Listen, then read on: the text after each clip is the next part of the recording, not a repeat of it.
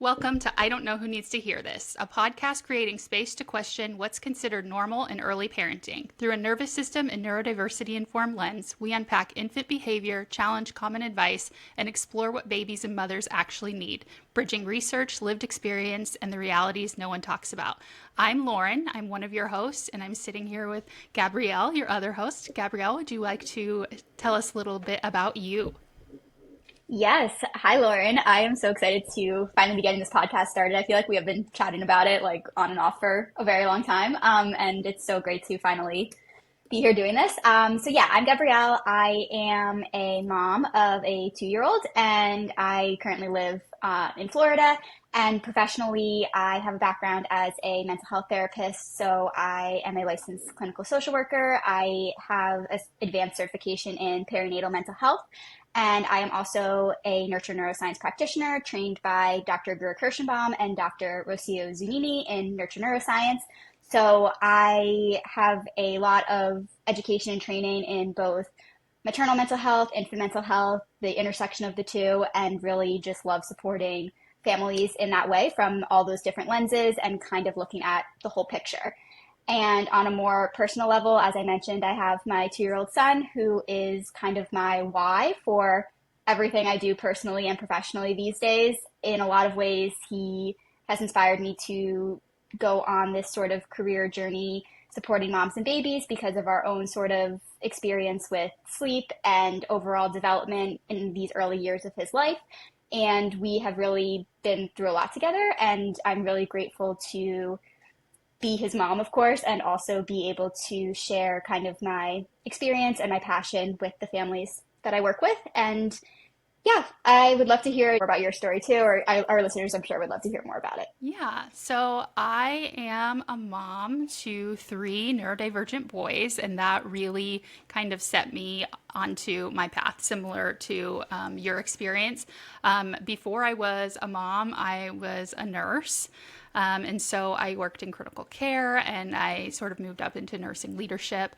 So all through like COVID and things like that, I was in a director position for critical care units. And so that kind of showed me from like the medical side of things, a little bit of what happens when we're like standardizing things and humans aren't standardizable, right? They're all really unique, and sort of what happens when we do that. But then I met my now husband and moved in with him, and he has 2 children from a previous marriage. Both are neurodivergent, and that was really my first kind of exposure to motherhood in general.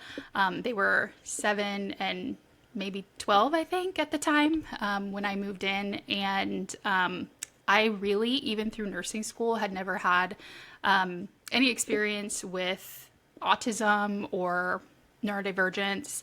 And I say that, but my biological son threw me down a path where perhaps I did have more experience with it than I thought.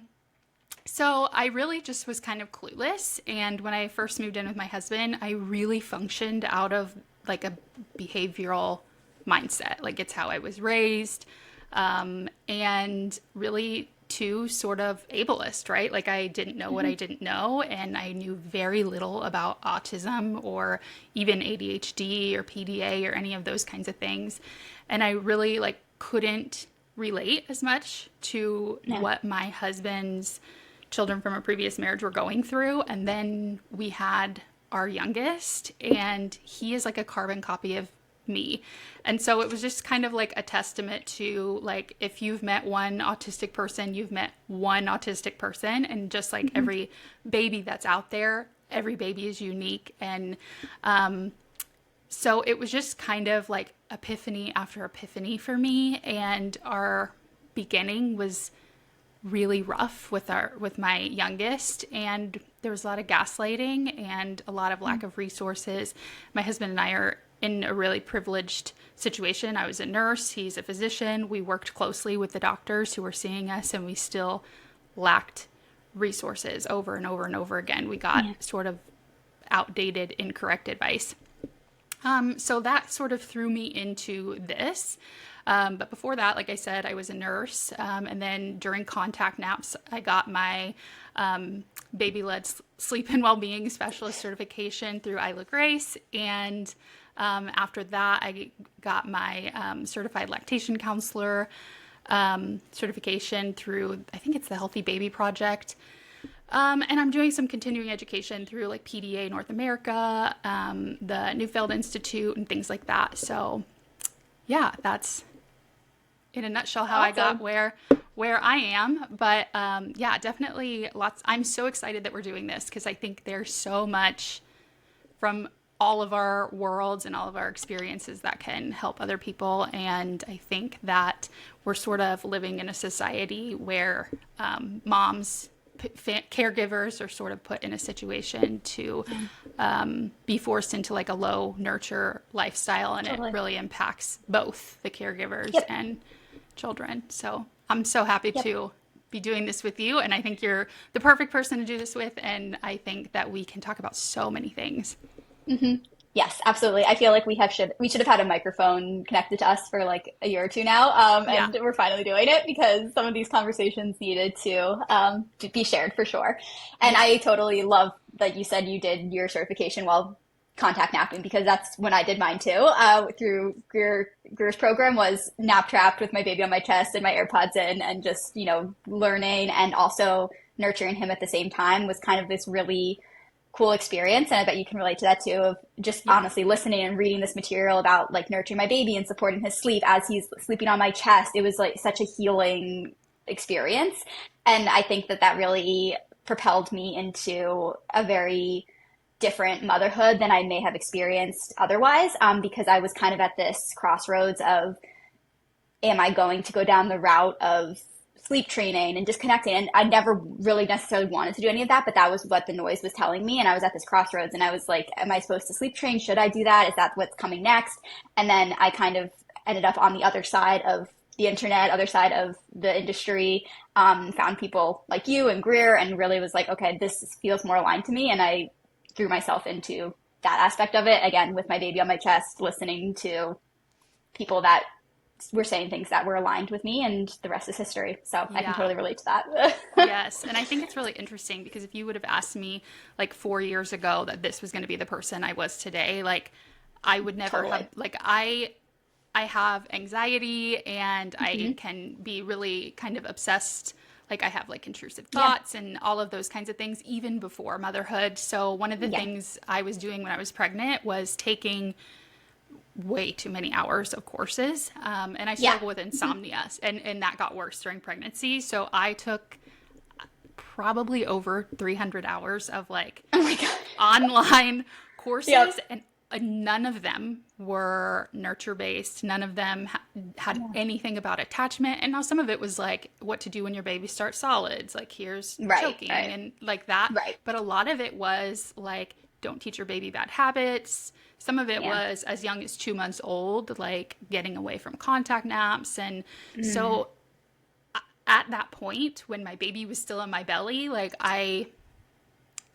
I didn't question that. Like I wasn't Yeah. like I was just like, Right. sure, we bought a crib Yep. and like that's what I was going to do. And then I had this baby that struggled to nurse and was overstimulated by everything, like wouldn't do Yeah. skin to skin, had severe tactile aversions, and cried inconsolably for 15 plus hours a day. Like he didn't Yeah. sleep. And when he wasn't sleeping, he was crying.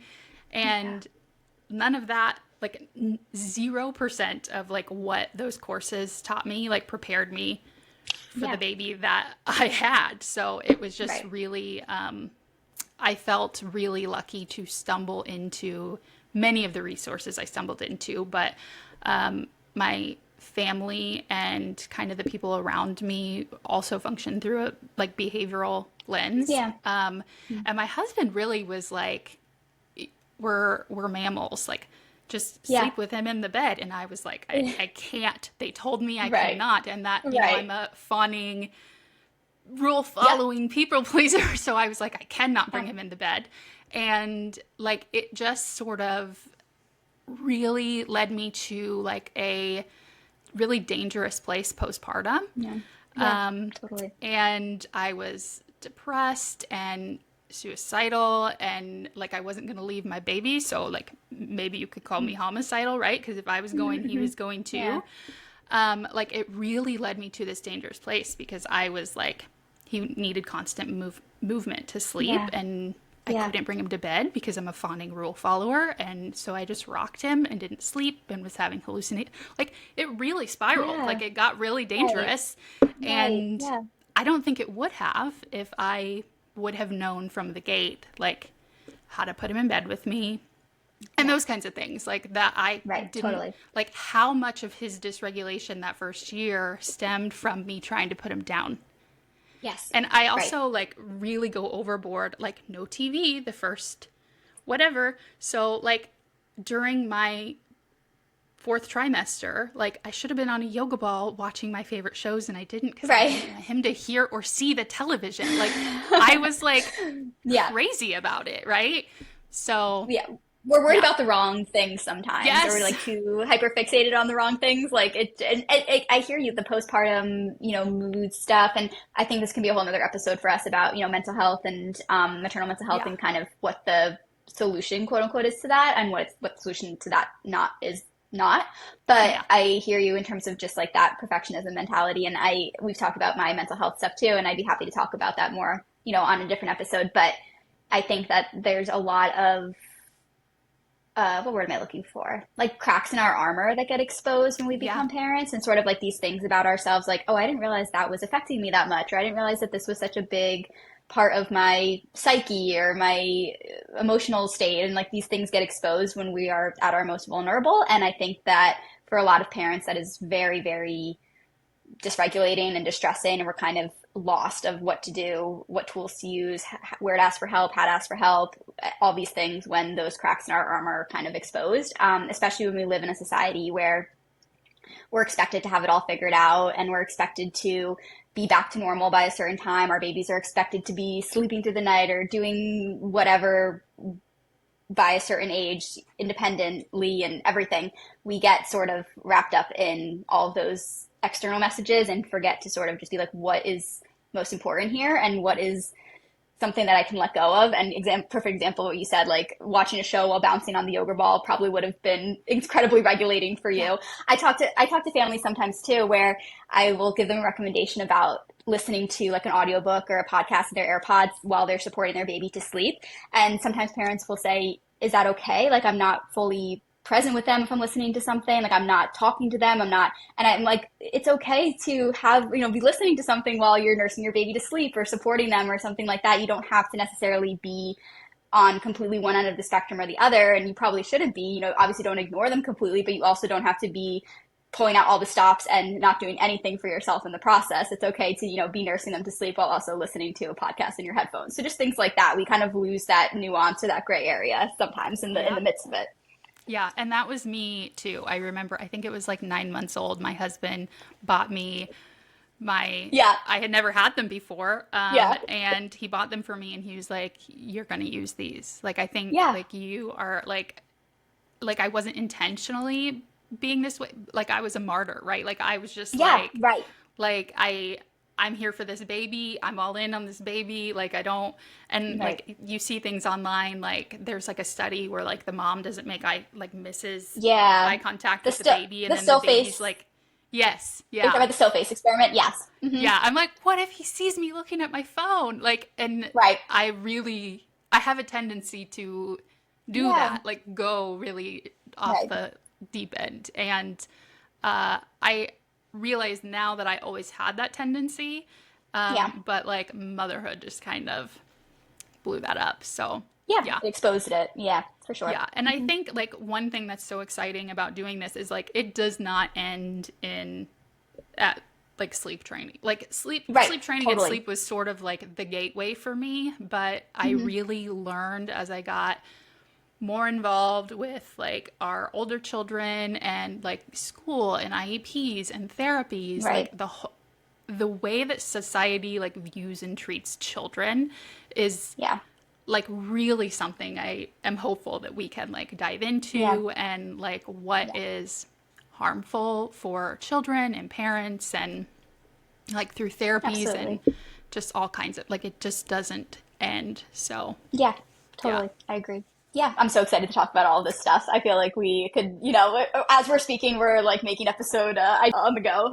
So yes, I'm so excited to be here, and I'm so glad that we're doing this. Well, I think that that is a wrap on our very first episode of I Don't Know Who Needs to Hear This.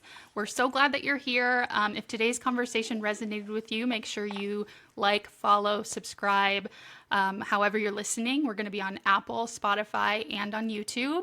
And we'll be back soon with more talk about early parenting, sleep, and everything beyond the norm.